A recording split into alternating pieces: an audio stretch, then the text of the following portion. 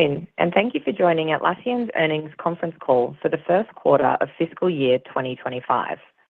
As a reminder, this conference call is being recorded and will be available for replay on the Investor Relations section of Atlassian's website following this call. I will now hand the call over to Martin Lam, Atlassian's Head of Investor Relations. Welcome to Atlassian's first quarter of fiscal year 2025 earnings call. Thank you for joining us today. On the call with me today, we have Atlassian's CEO and co-founder, Mike Cannon-Brookes, and Chief Financial Officer, Joe Binz. Earlier today, we published a shareholder letter and press release with our financial results and commentary for our first quarter of fiscal year 2025.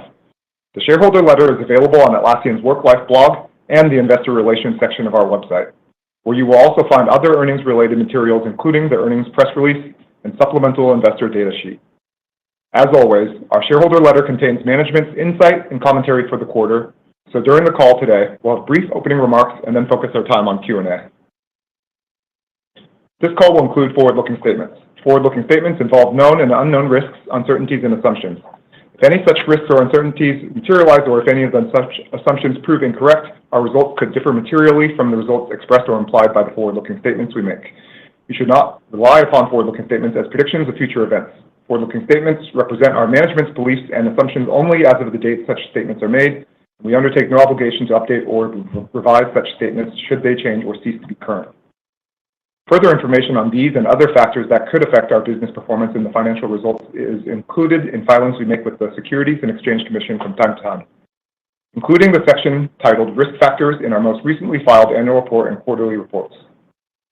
During today's call, we will also discuss non-GAAP financial measures. These non-GAAP financial measures are in addition to and are not a substitute for or superior to measures of financial performance prepared in accordance with GAAP. A reconciliation between GAAP and non-GAAP financial measures is available in our shareholder letter, earnings release, and investor data sheet on the Investor Relations section of our website. We'd like to allow as many of you to participate in Q&A as possible. Out of respect for others on the call, we'll take one question at a time. With that, I'll turn the call over to Mike for opening remarks.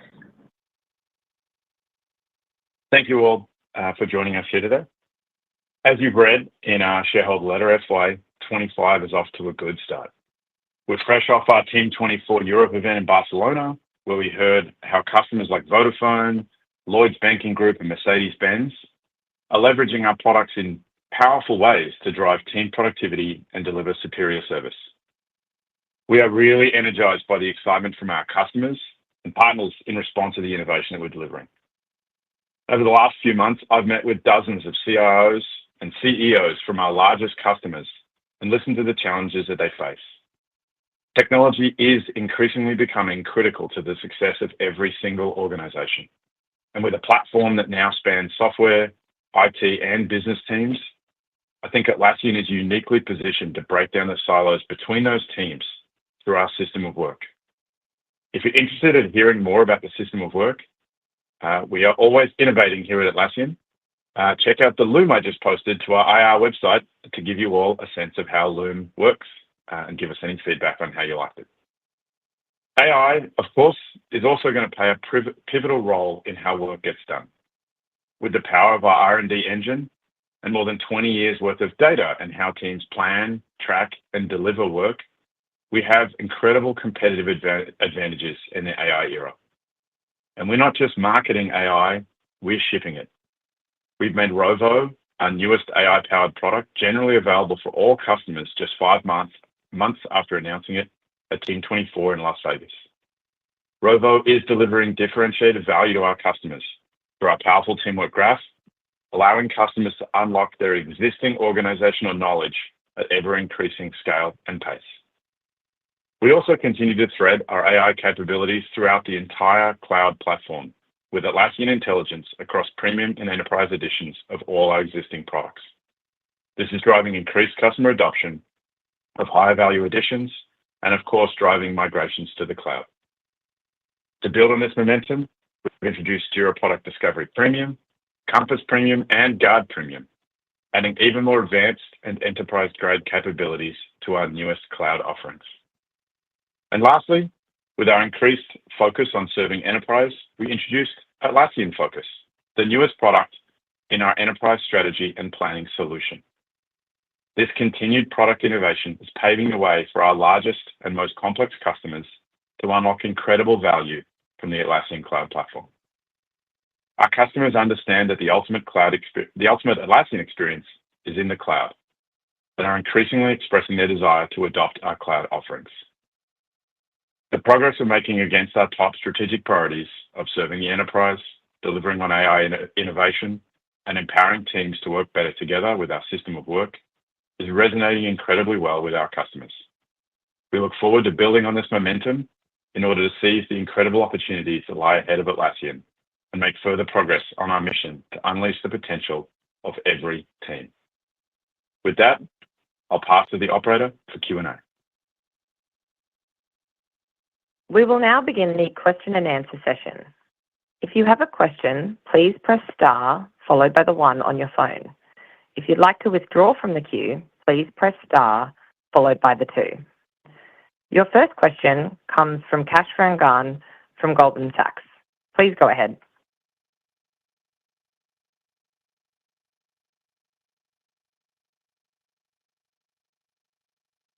Product releases, which we saw at Team. It's been just a few months after Team that you released it. What are the proof points that you can offer to us that AI, contrary to a lot of fears on Wall Street, that it might take away jobs in development and service? What support can you offer us based on your customer conversations, anecdotal albeit, that it could be just the opposite? Thank you so much. If it is the opposite, thank you.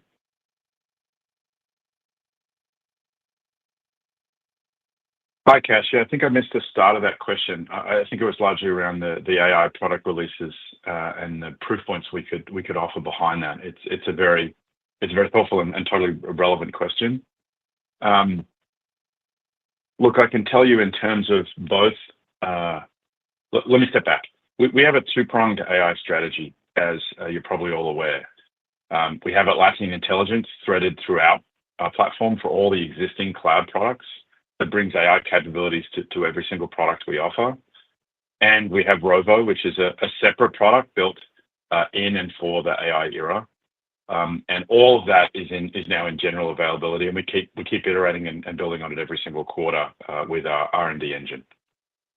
In terms of proof points, I can tell you that both Atlassian Intelligence customers and the people in the Rovo Early Access program have seen incredible benefits for their business, right? In terms of how much time they can save every week and how much faster their business can move. So that yields just high ROI on these investments.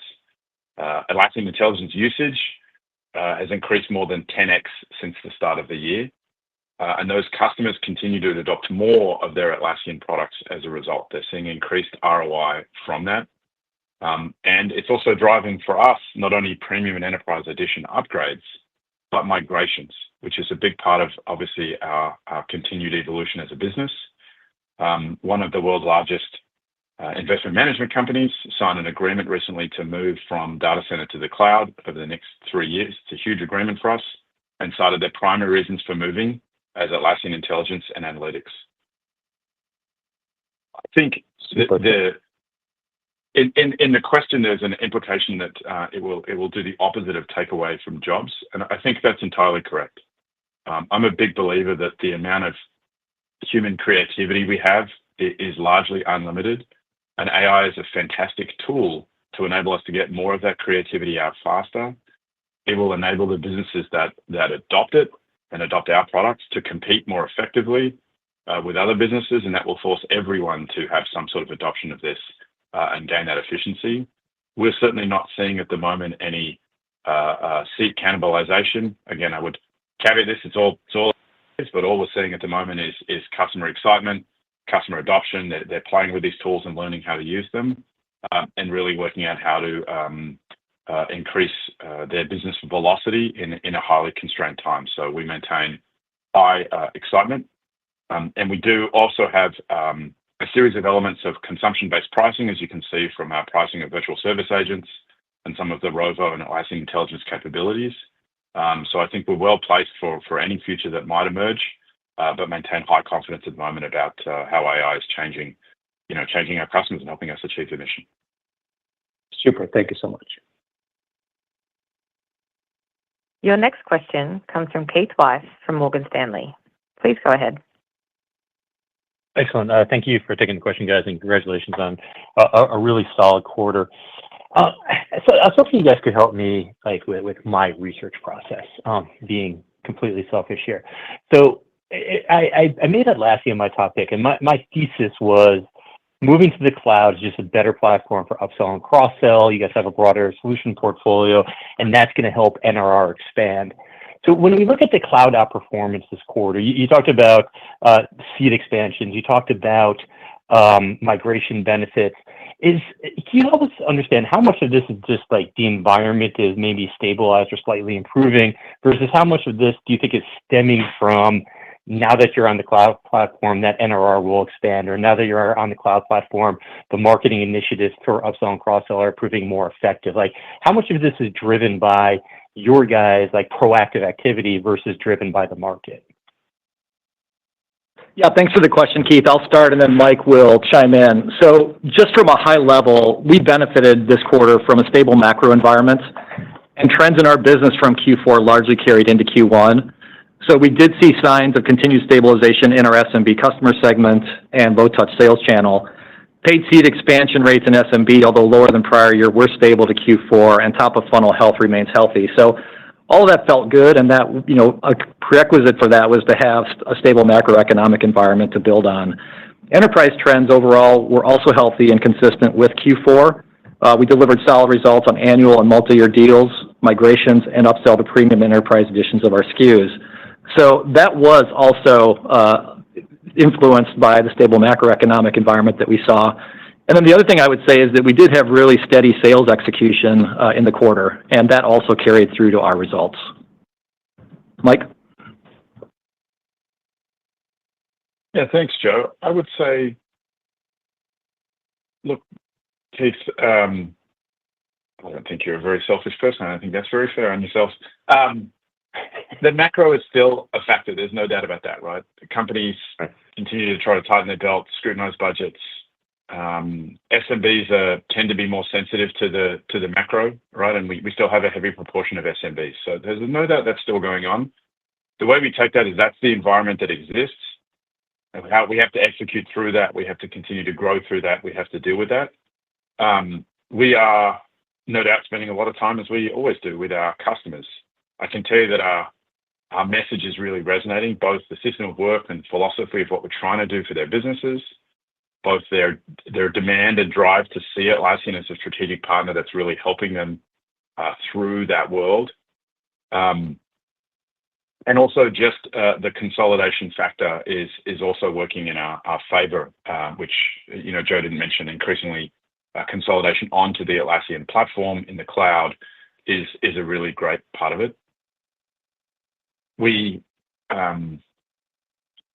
pretty clear that over the medium to long term, though, the key levers of growth are in our control. I think sometimes these factors like the macro are relatively short term in the scale of Atlassian's time thinking. We continue to evolve our enterprise go-to-market motion, as Joe mentioned, really strong customer conversations, really strong continued opportunity to go to wall in our largest customers, which are some of the biggest businesses in the world now. System of work is working really well and driving paid seat expansion as we facilitate that wall-to-wall adoption, and also as we continue to connect technology teams with the business teams in an organization. And there's no doubt there are far more knowledge workers in those business teams in those big companies.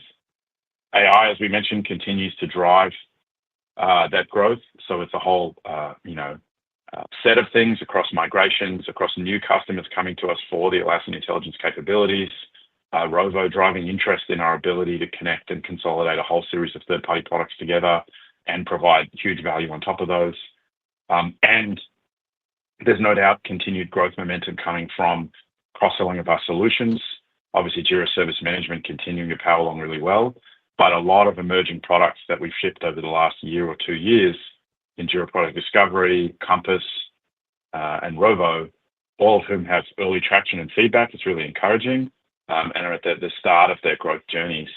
not to mention Loom, which continues to just crank along at pace. Fantastic product, fantastic customer adoption, and we keep learning as an organization at how to do this every single quarter. That's what we've done for a long time. So, incredible bullishness at the moment on our ability to continue to drive results despite a challenging environment out there in the world. Your next question comes from Adam Tindall from Raymond James. Please go ahead. Okay, thanks. Good afternoon. I'll try to ask an unselfish question since we're on a team call here. I want to return to the topic of AI, kind of twofold here, Mike. What was the pivot point to move the AI strategy from more embedded in the product with the Atlassian Intelligence to separately now break it out and monetize it with Rovo? And as you did that, how did you think about pricing? Not uncommon for AI agents at this price point, but relative to your own core product portfolio, it is a fairly healthy price point. So if you could walk us through those two things. And for Joe, real quick, just confirming that Rovo is going to report in cloud and anything that's contemplated in the guidance for Rovo. Thanks.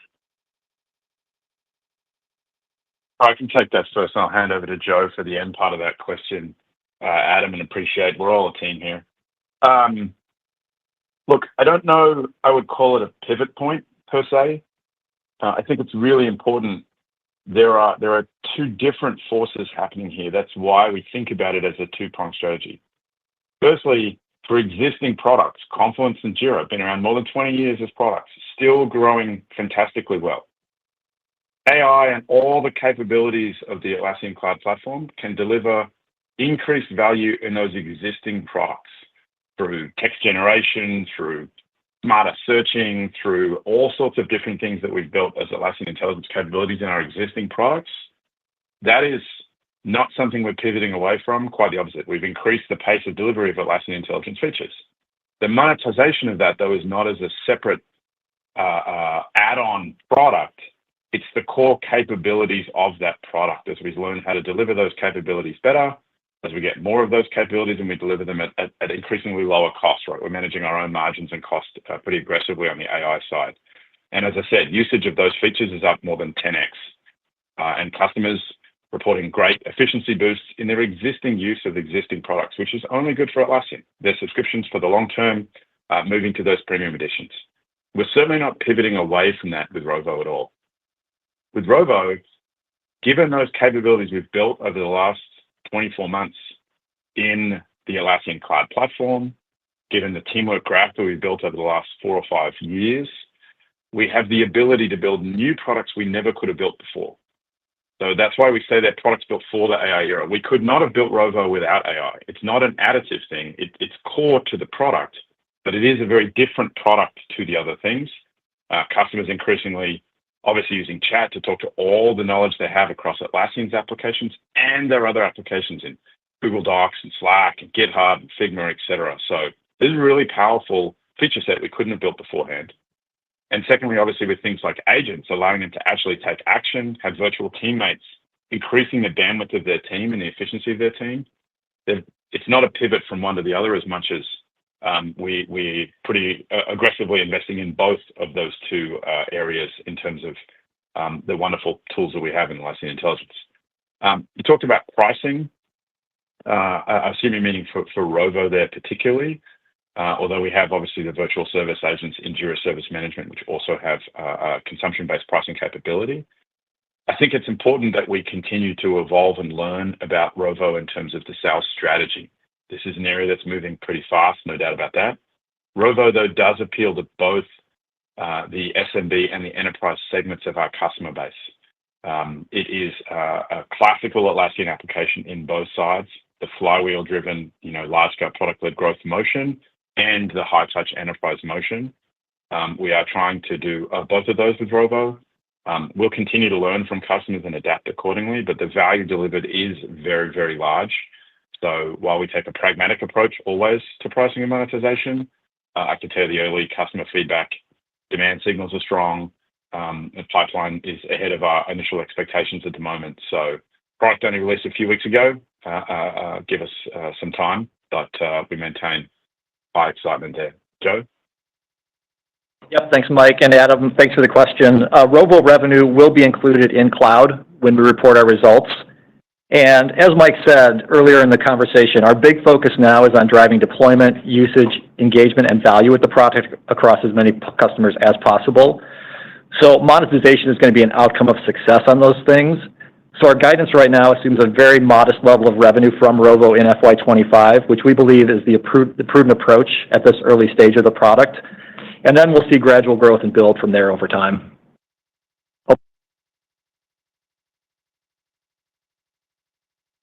Your next question comes from Alex Zukin from Wolfe Research. Please go ahead. Hey guys, thanks for taking the question. Maybe just the other elephant in the room, just again, this is the largest cloud revenue beat I think you guys have given since you started providing guidance. And maybe just drilling a little bit deeper on what drove the outperformance. Was it, more prudent, conservative initial guide that was de-risked? Can you maybe parse out what specifically was kind of much better than your expectations, expansions, cross-sell, migrations? Maybe just stack those for investors to get a better understanding. And then the new, your new CRO hire, Brian Duffy, just coming in. What are you excited about in terms of the opportunities to really continue to mature the sales go-to-market function?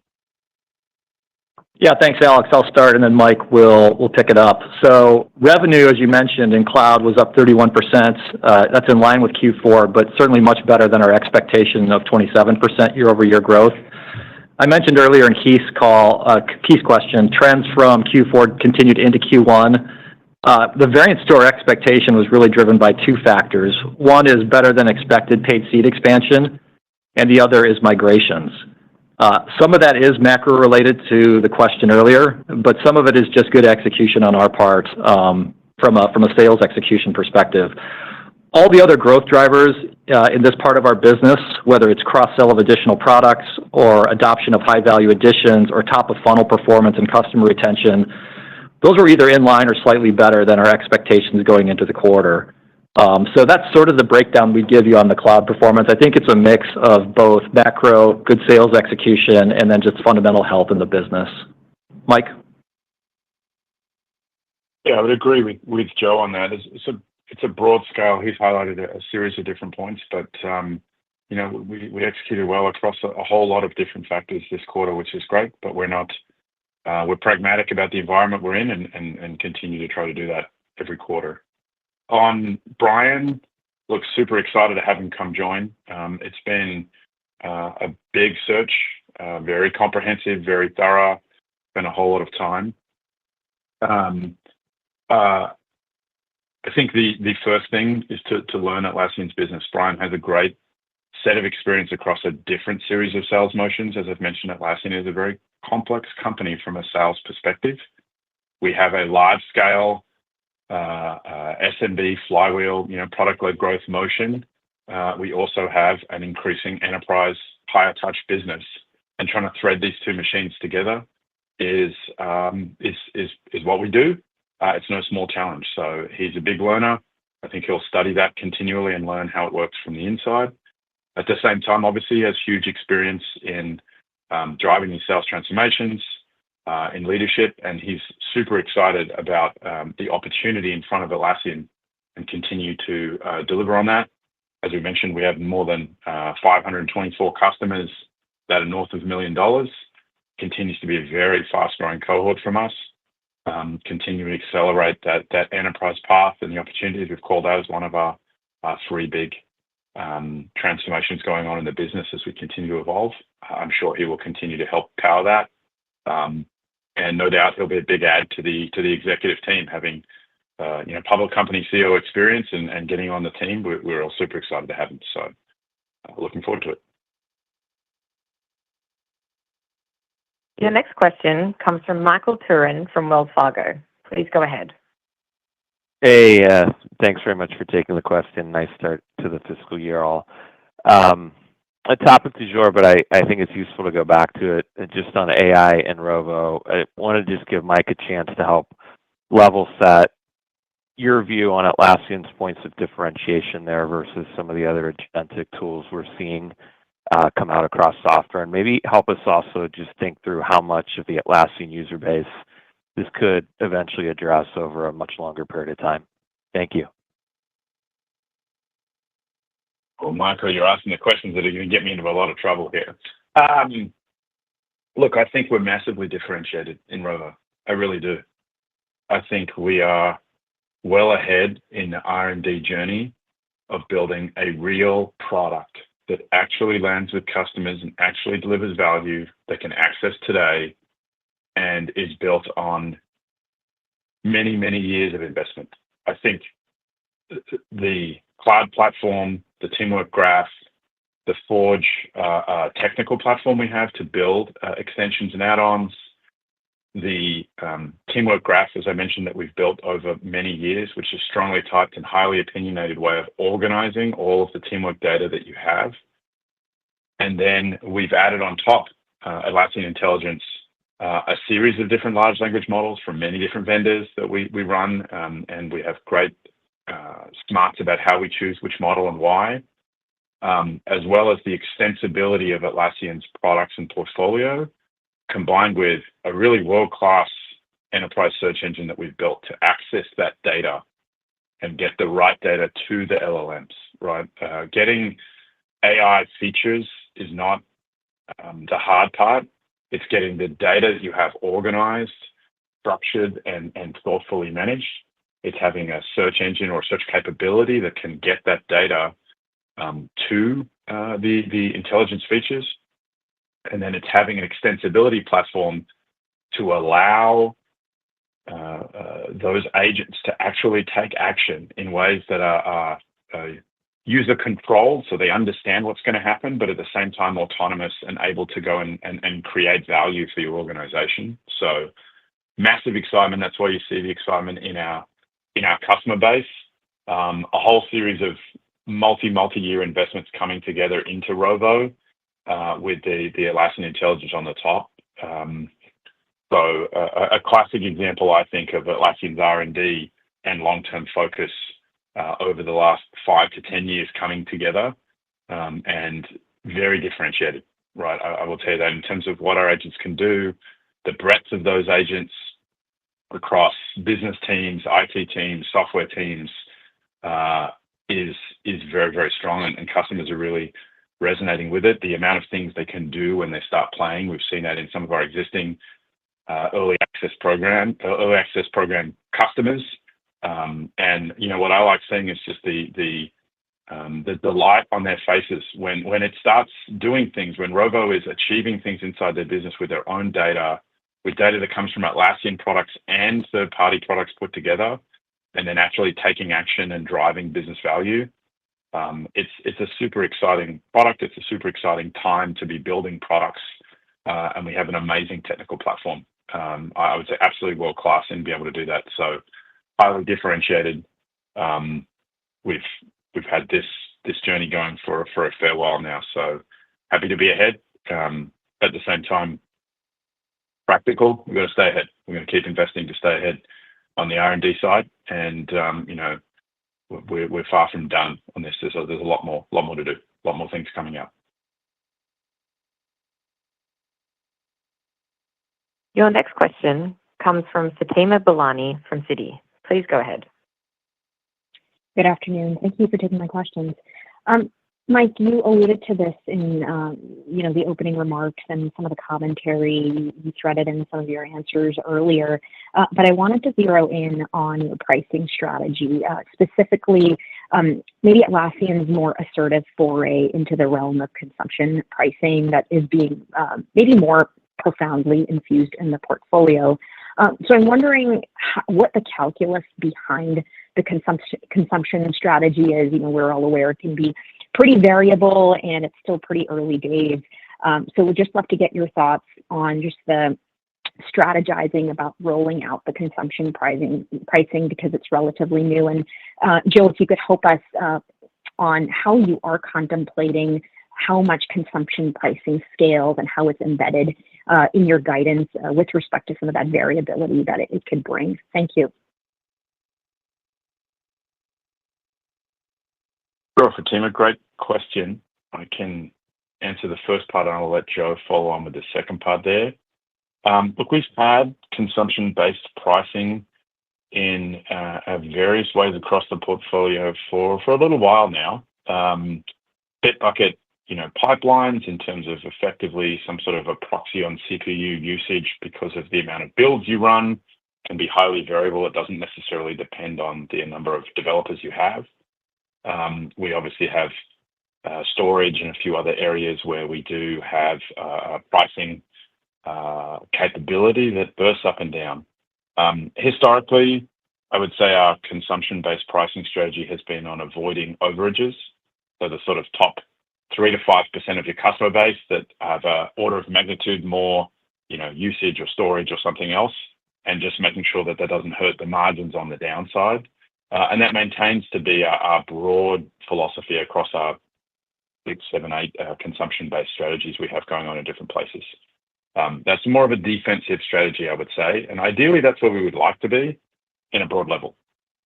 However, with things like AI and virtual service agents, there's certainly a capability to increasingly deploy that.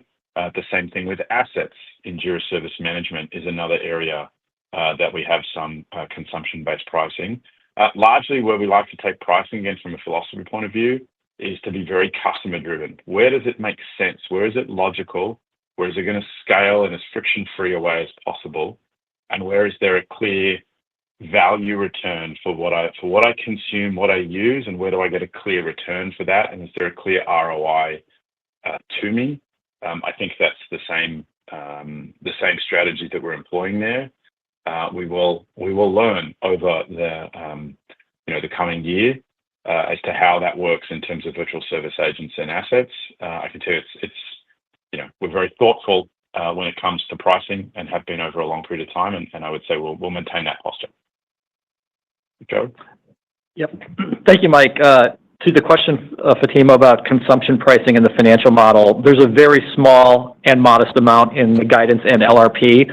We believe it will take some time to scale.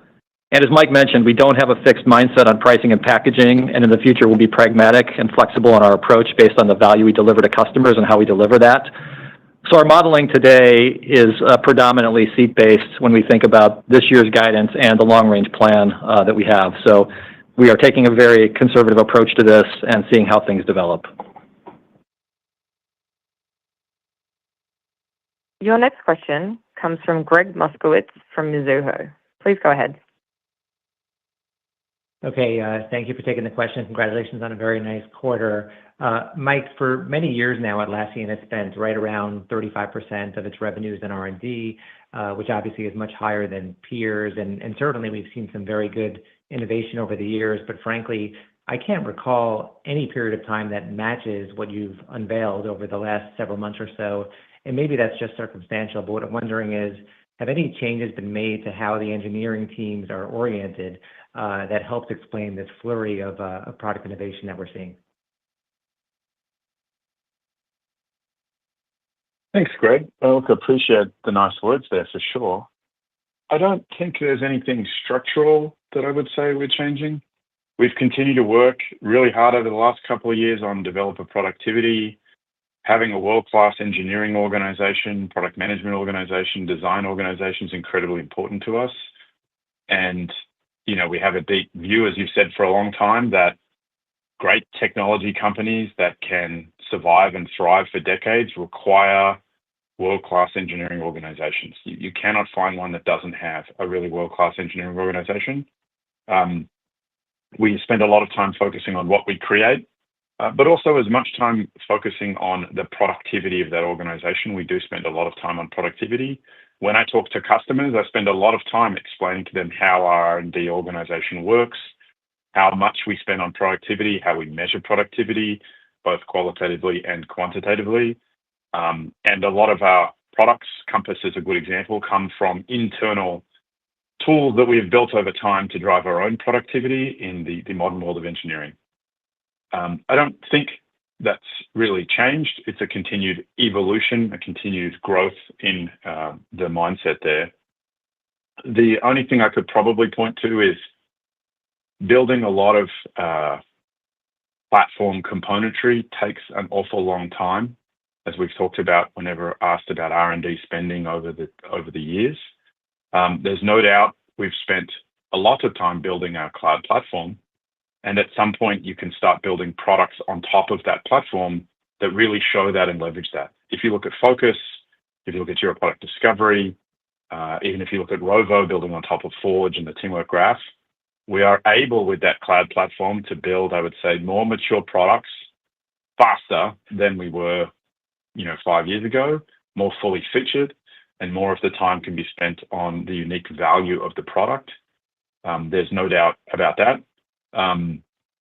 We are integrating Loom into that platform faster than we have integrated any previous acquisition, which is another way that that platform is benefiting. And as I suppose if you're looking at the multi-year view, as that platform has matured, that lets us spend less time on migration tooling and moving, the data center customers to that cloud platform. We are now building ever more advanced enterprise capabilities, right? We're now data resident in 11 different countries, et cetera. So that platform had certainly a large amount of investment for a period of time. To some extent, that's pivoted to building products and other capabilities on top of that platform. But I would say that we're not slowing down. We're a big organization. We have a lot of great ideas of things we can build. We take the same view that we start with prototypes and ideas. We try to turn those into products, learn and co-create with our customers. And where those products deliver incredible value, then we work out how to turn that into businesses. And we're very patient and thoughtful about how we do that to build really defensible businesses over time. Your next question comes from Keith Bachman from BMO Capital Markets. Please go ahead. Hi, thank you very much.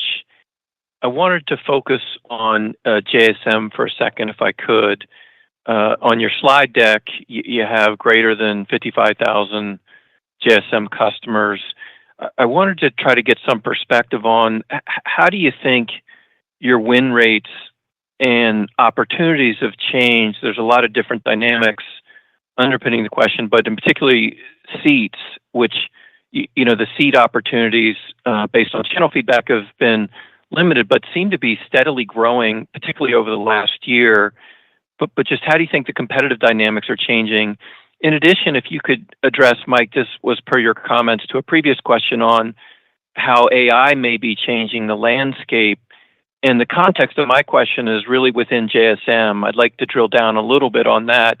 ServiceNow obviously talks about their plus SKUs pretty aggressively gaining traction. And I wanted to see if you could channel the AI discussion, particularly towards JSM, and how you think that might change your competitive opportunities as you look out over the next year or two. Many thanks. Keith, great question. There's a lot there. Look, I would say a few things on the Jira Service Management opportunity in the service management space. We continue to do extremely well there. Continues to grow strongly, as you mentioned.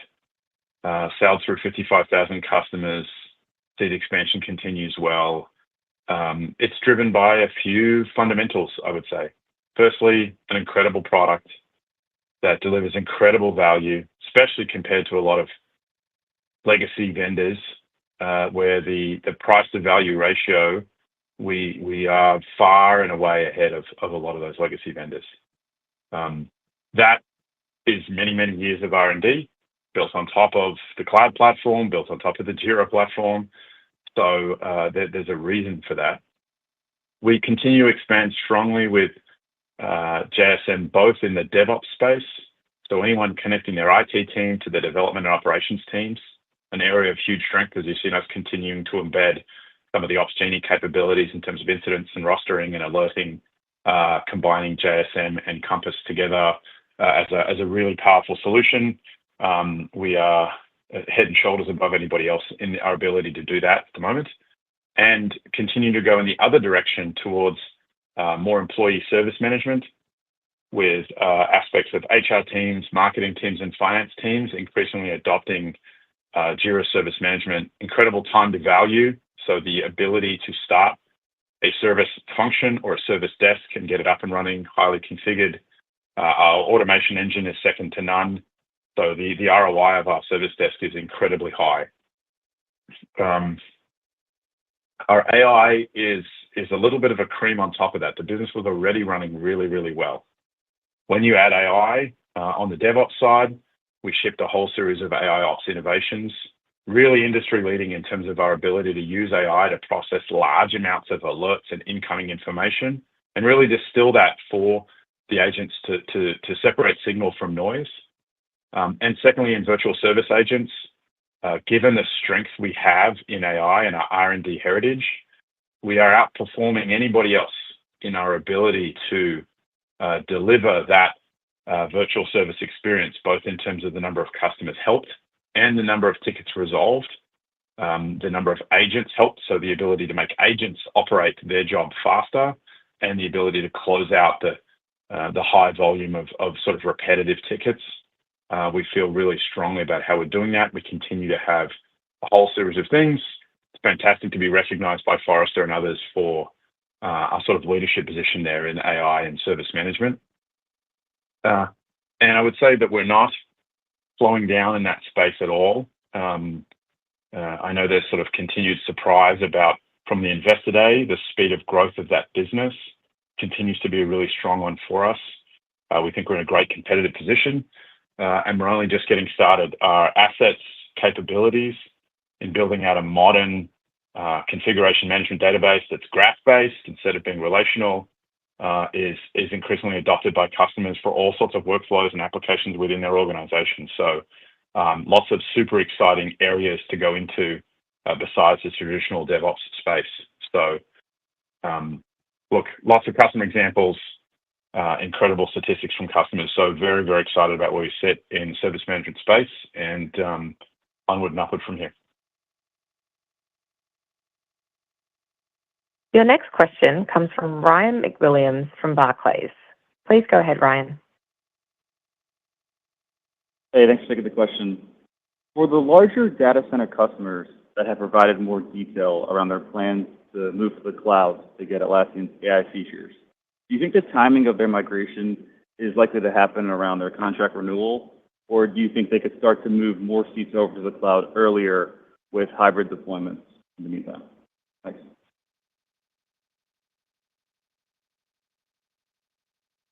Ryan, I can take that one as well. It's a little bit of both. It might be worth stepping back to understand how that tends to work for these larger customers. There's no doubt that contract renewal is a time when they will look at moving into more of a hybrid state. That certainly is true. The more innovation we ship in the cloud, depending on when their renewal is at, they may look for early renewals or early capabilities, right? Atlassian Intelligence certainly driving some of those customers to look earlier. So that both of those are happening. Most of those largest customers certainly move into a hybrid state first, right? If someone has 50, 80, 100 data center instances running around their company, they will move some of them. They may choose some of them to move into an archival state. They may move some small ones first to get used to the migration process. They may have some that require FedRAMP or some different type of compliance capabilities and other instances. So you run into these large global conglomerates. I've spoken to a series of large conglomerate banking customers and telecommunications customers in the last month. Both of them have different geographic needs for different data center instances. So it becomes, a large-scale migration project. The key for us is to make sure that we're showing them huge value from the cloud platform over time, that is their destination. They understand the value they're going to get from getting there. And we build up our capability and their organizational capability to run these migrations. Some of these customers, again, have 50 to 100 data center servers or more that they have to migrate over time. This is a large-scale IT project, but it's very exciting for them to do that. I will point to two final things. It is a multi-year journey, and it's somewhat dependent upon those customers. So the macro environment can affect this. right? There's no doubt about that. We have customers who have migration projects that have slowed down because of their internal macro environment. It's an internal project. That's okay. We're patient. We're playing the long game with those customers. As I said, we had a good quarter. We were slightly ahead of our expectation for this quarter. We're slightly behind last quarter. I suspect, as Joe mentioned, that's going to be part of this multi-year journey is managing through that experience. But most importantly, the CIOs I speak to, the customers, they really are in a when, not if environment. They do understand that cloud is the best experience of Atlassian products.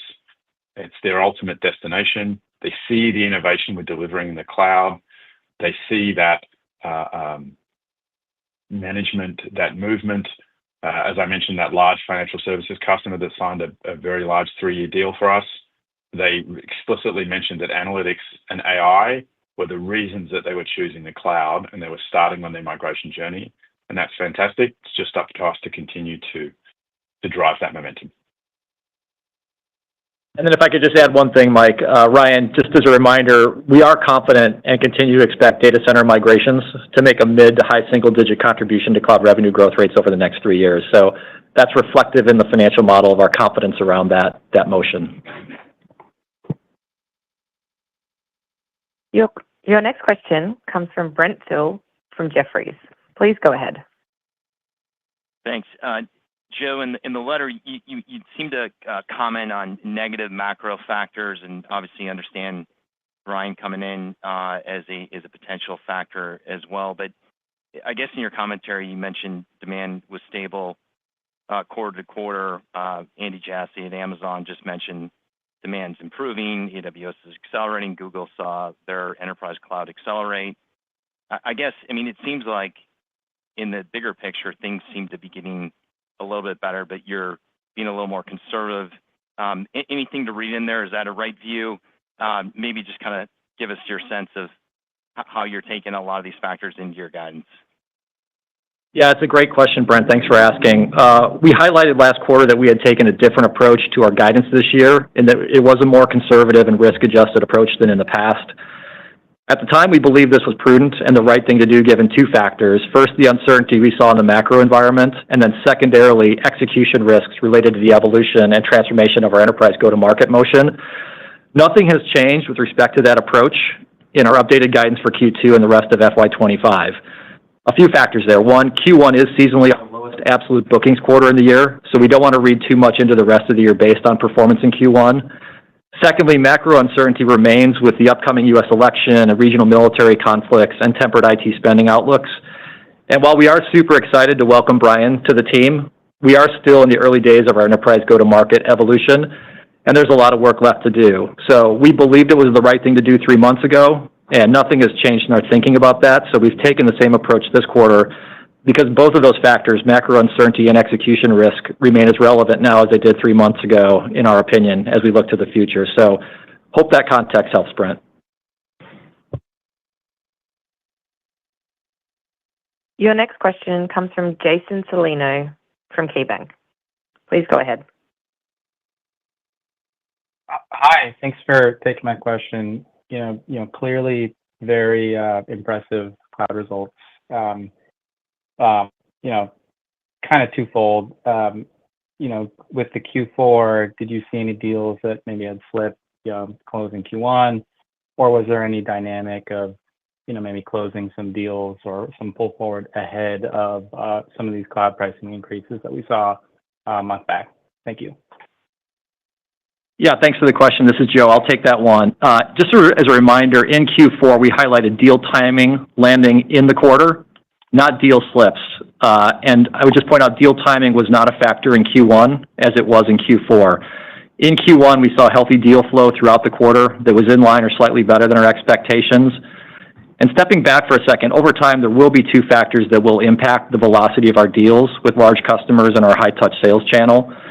The first is the evolution of our high-touch go-to-market motions. We're driving larger, more complex deals that include more products, span more groups within the customer, and require more approvals. In many cases, we're targeting large, complex migrations, and all of that adds up to longer sales cycles than we've had in the past. Second, we also take a very disciplined and long-term oriented approach as we think through pricing and concessions. We're not deadline driven. We do not do anything unusual or unnatural with deal economics to close a deal at a certain time. We're willing to be patient and wait for the right deal for both the customer and for us. And so as we continue to further grow our business in the enterprise, we've incorporated the impact of both of those factors into our outlook for the future. And I just wanted to add on, Jason. There's no doubt, as Joe mentioned, we're trying to be prudent and pragmatic. It is a very complex macro environment. As we've talked about, there's a lot of factors swirling around. We don't make excuses for that. It's our job to execute through that, and we did a great job in the last quarter. We've got to keep doing that. I do want to say though that we're feeling excited about. You mentioned the enterprise and pull forwards. The exciting part is the long-term focus of those customers. If we continue to have them treat us and see us as a strategic partner, one of their top 3, 4, or 5 vendors that are really driving their business forward, if they understand the system of work philosophy and feel like it resonates and it's going to change their organization in a positive way, and the more executives from our largest customers that I meet, the more that is a true statement, I would say, every single time that they understand that. That puts us in a good stead for the long term as we all navigate through these economic conditions that we're in. We're building in R&D and investing for the long term. We are doing the same thing in the go-to-market and sales side of the world as well. And I'm sure Brian will come in and take that point of view. So I would just recommend understanding that we still take a long-term view through the short-term waters that we're in. We're very pragmatic about those waters, but we feel really excited about where we sit with the customers and our opportunity there.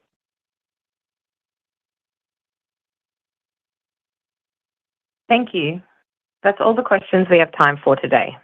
I will now turn the call over to Mike for closing remarks. Just wanted to say thank you, everyone, for joining our call today, for all the questions, and for being part of the team as investors and analysts. A short reminder, we put up a Loom video in the investor section this time for the first time ever. Love any feedback that you all have on that. As always, we appreciate your thoughtful questions and continued support. Have a kick-ass day.